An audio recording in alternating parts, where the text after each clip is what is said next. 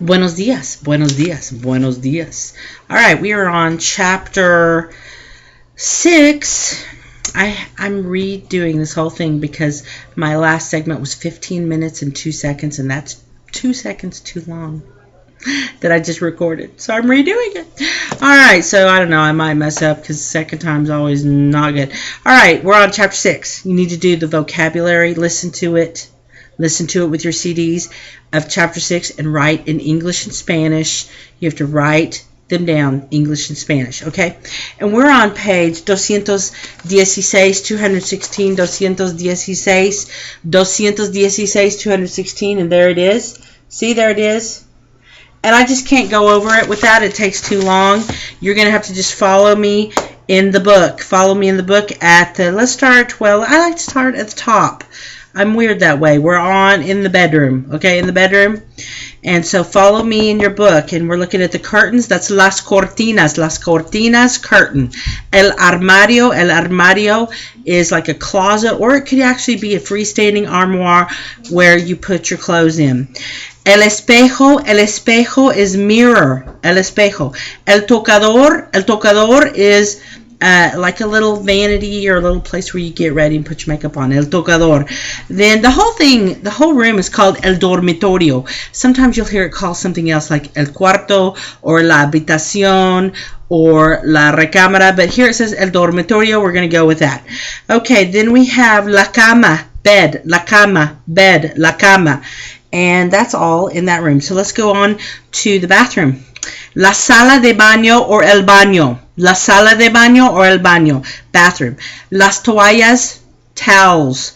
Towels. Las toallas, towels. You might want to know, más toallas, por favor. You want to know that because you might have to use that when you stay in a hotel room.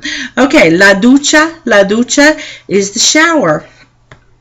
El lavabo is a bathroom sink, not a kitchen sink. We'll go over that in a minute. So el lavabo. The tank, the whole tank part of the toilet is el inodoro. El inodoro, that's the tank part. And then the bowl part, I know this is gross. La taza. Then la bañera is the actual bathtub. And that is la sala de baño. In el comedor, in the dining room, el comedor, you have las sillas, which you know. Las sillas are chairs. La mesa, table. La mesa, you know that from chapter 1. In la cocina, the kitchen, la cocina, we have el refrigerador, which is really hard to say for everybody, so they just call it el refri. Otherwise, it's el refrigerador, which they got that from us. That's why it's such a difficult word to say. El refri, you could just shorten it. Las alcenas are cabinets that are in the kitchen. La estufa is the stove, and el horno, which isn't used as much in Mexico, el horno is the oven, el horno. Then the kitchen sink is called el fregadero. Sounds like you're saying a bad word. El fregadero, but then el lavabo is the one that's up at top in the bathroom. All right, down to la sala. La sala is the living area. And we'll start at the top of that room. We have los cuadros. Los cuadros are pictures or paintings that are on the wall. Cuadro kind of means square. Los cuadros. El estante is the bookshelf. Then we have la chimenea, chimney and fireplace, but we don't. Mexico in the south part doesn't have those. La lámpara is a lamp. All right, and then we have la mesita, a little table that the lamp's sitting on. La mesita, sorry. And then we have el sillón. El sillón is a big oversized chair, el sillón. And el sofá is a sofa, couch. Then we have la alfombra, which is a rug or carpet, which a lot of people in Mexico do not have rugs or carpets. Okay, now on the top of 217, this is more a part of el vecindario, which is the neighborhood. We have a lot of these words you know. Las ventanas, windows. El techo, That's the roof. In this case, it's not really the ceiling, it's the roof. El techo. El jardín, garden or yard. La cerca, fence. El piso is the floor or the ground. Okay. La escalera are stairs. La entrada is the entryway. And then el garaje is the garage. Over to the right of that, the next picture, you have el corredor, which is a hallway, and then el patio, which is a patio area. And homes in Mexico have these open areas right in the middle of their houses. They might have a hallway going all the way around it, and then they'll have columns looking just like this, and then open air, because they don't have wild weather like we do. They just have a little bit of nice rain during the rainy season, and it never gets cold there. Okay, on the bottom part, this is called, well, they call it el edificio de apartamentos, apartment buildings. Let's start at the top. El ascensor is the elevator. El ascensor. Los pisos are the floors of the building. Los pisos. Okay, los edificios are the buildings. Los edificios. Las oficinas, offices in the buildings. Las oficinas. La piscina, swimming pool. La piscina. La terraza, it's a terrace. La fuente, fountain. Los arbustos are bushes. La estatua, statue. And then los condominios, I missed one, el parque. El parque is the park, you know that word. And then los condominios are condominiums. All right, now on actividad uno, you're just going to tell me yes or no if these are in this area that they say. For example, in my neighborhood, there is or there are, is there a cancha de tenis? C or no? Is there a tennis court? That's what that means. You're right, C, or you're right, no. B, is there a biblioteca? Is there a library? C or no? And go down the list through E. Then number 2, you'll do the same thing. The living room of my house, in the living room of my house, there is. Is there a bed? No. Is there a sink? A bathroom sink? No.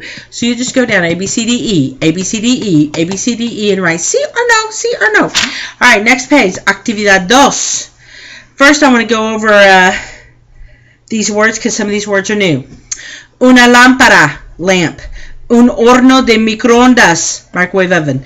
Una almohada, pillow. Una escoba, that's a broom.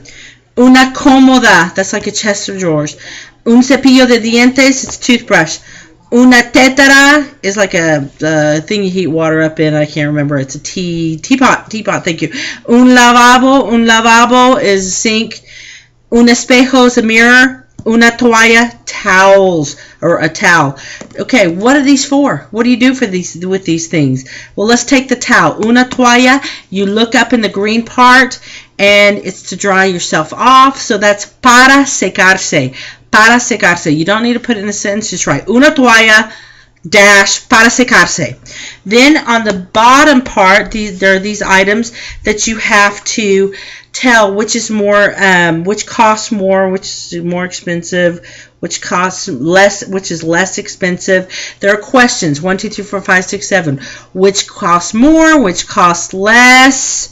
Like number 1 is what costs more, microwave oven or the coffee pot? And you'll write which one costs more. Which one costs more, el ventilador, the fan, or the blow dryer? Number 2 says what costs less, menos. And then you'll write, is it the coffee pot or the electric toothbrush? Is it the, what's it called? The vacuum cleaner or the toaster? So that's what you're going to do. You need to read those carefully, and you'll have 2 answers for each number. Okay, so you're going to do activities 1, 2, and 3, plus you're going to do the listening part. The listening part in your workbook, page 146, the very first audio activity. Actividades aditivas. I can't say that. Actividades aditivas. It's because I've already done this before. It drives me crazy. I have to tape this whole thing again. And so you'll just choose from A, B, C, or D, the correct answer. Just listen to it a few times. You'll get it. You'll get it. One last thing, since I do have some extra time, I do want to go over on page 218 at the bottom, those words too. 218. El horno de microondas. I'm doing the bottom. El tostador. Okay, so that was microwave oven. And then el tostador is the toaster. La cafetera is the coffee maker.